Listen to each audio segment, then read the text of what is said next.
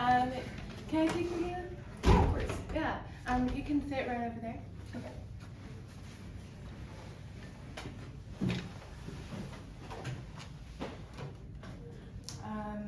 So before we begin today, I will be giving you some information about myself and the office.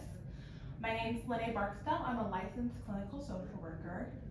I've been a therapist here for the last 7 years. I work primarily with patients in outpatient care and rehab. I also want to review with you our confidentiality policy. So basically everything in this meeting will stay between you and me, with exceptions for harm to self, harm to others, and mentions of child abuse.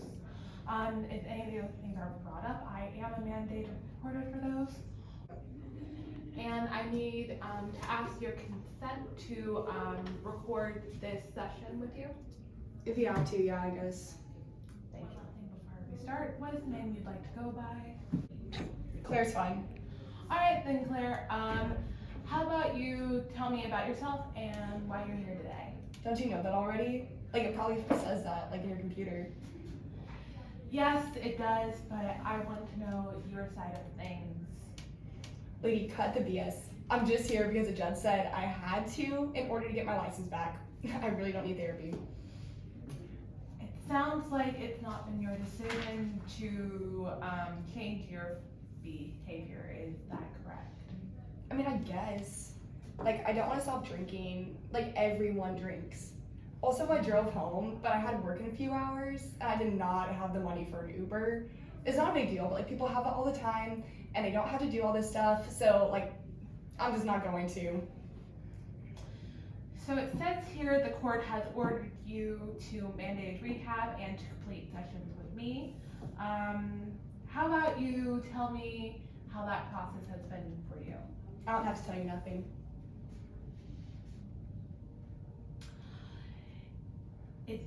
That's okay. I know it's common to want to regain some control of your life after so many things have been decided for you, I want to drink. Interesting. Tell me more about this feeling. I already said so. Why should I tell you? Well, these meetings are mandated, and if you don't participate, they will hold you accountable for your 3 DUIs, and you'll serve time. I don't want this to happen. I am here to help you, so you don't have to go to time. So again, why does this process make you want to drink? It's just been stressful. They want me to change. It all just feels like too much. And when things get too much, I want to numb it with a drink. It's always been that way. It's always been that way. What do you mean by that? Whenever I feel like strong emotions that I don't think I can handle, I drink. It's what my friends do, it's what my parents do, it's just a culture, it's normal. I see. Do you have friends being in this environment where excessive drinking would be normal is affecting you?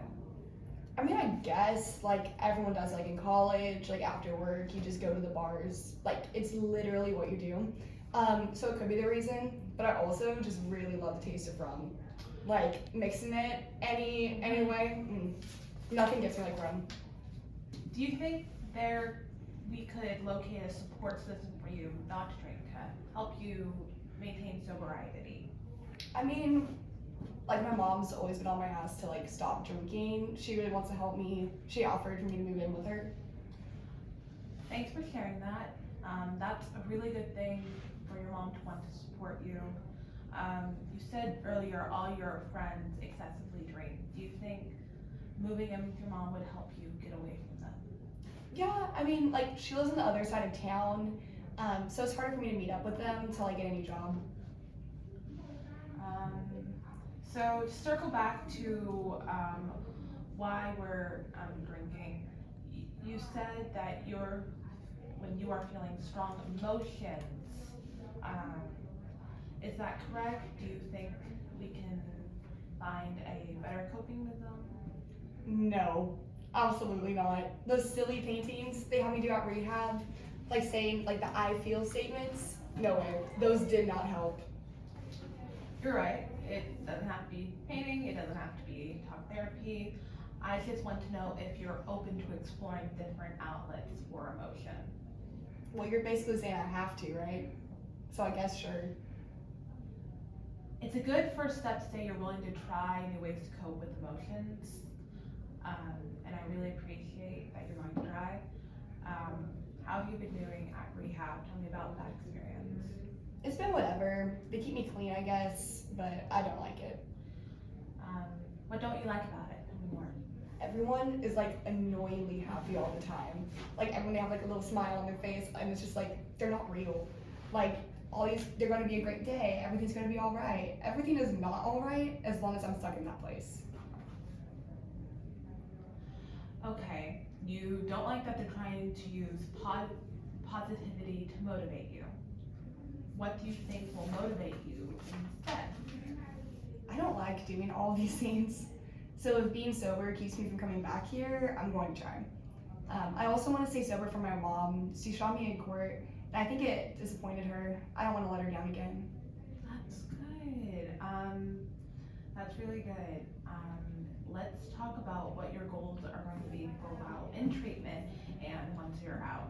Yeah, so I think as you said, I need to find new ways to cope with my emotions and learn more about myself and like who I am when I don't have a strong bias. I really want to like start my own business one day. I have this idea for like a nail salon with a few of my cousins.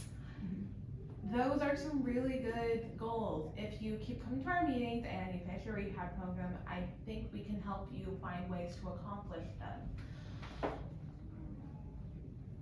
If I have to, yeah. Yes, you do. But that's all we need to talk about for today.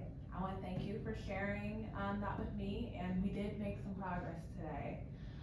We have another meeting scheduled for next week at the same time, so I'll see you then, okay? Okay, whatever you say.